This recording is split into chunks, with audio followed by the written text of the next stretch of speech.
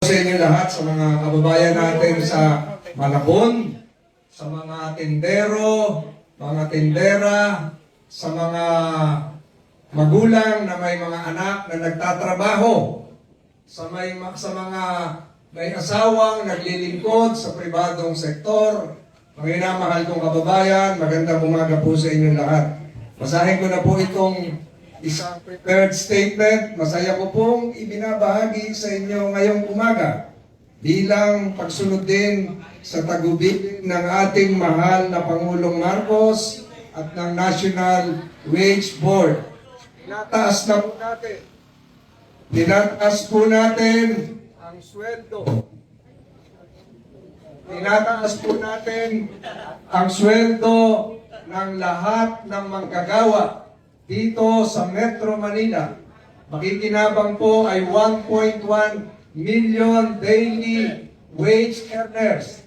Tinataas po natin sa isang makasaysayang 85 pesos increase. Pinakamataas po yung 85 pesos bawat araw para sa manggagawa sa pribadong sektor. Ang pagtaas po ay ibibigay sa dalawang hulog.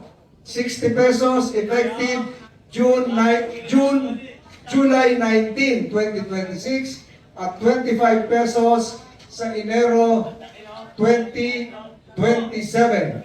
Kapag ganap nang naipatupad ang lahat ng hulog, ang daily minimum wage sa Metro Manila ay aakyat mula 695 pesos tungo sa 780 pesos per day para sa non-agricultural sector.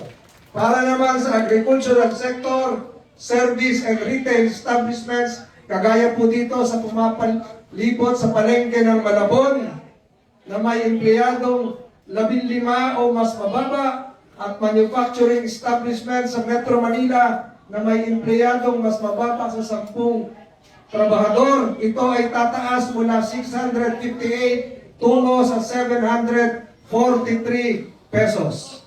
Tayo po ay nagpapasalamat sa NCR Wage Board. Nandito po si Ma'am Criselda C. na iiwan ko mamaya. Tayo po ay nagpapasalamat din sa pag-unawa at pagsuporta ng mga employers ng management group. Ito po ay makasaysayan. Ito po ay mas mataas sa 50 pesos hike noong nakaraang taon. At ang makikinabang, kagaya na nabanggit ko kanina, ay 1.1 million minimum wage earners sa Metro Manila.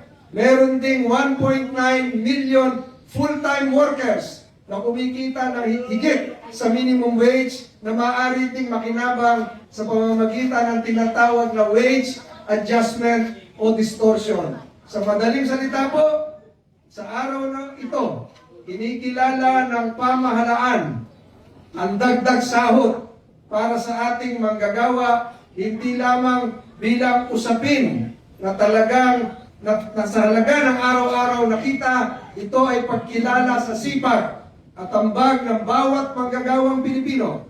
Patuloy po natin isusulong ang isang makatarungan, napapanahon, at balanseng mga patakaran para sa dignidad sa trabaho.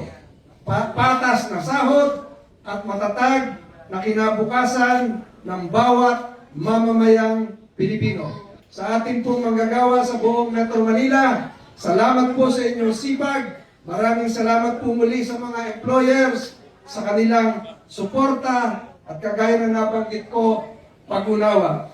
Muli po, mabuhay ang manggagawang Pilipino. Mabuhay po ang taga Malabon. Mabuhay po ang mga taga Metro Manila.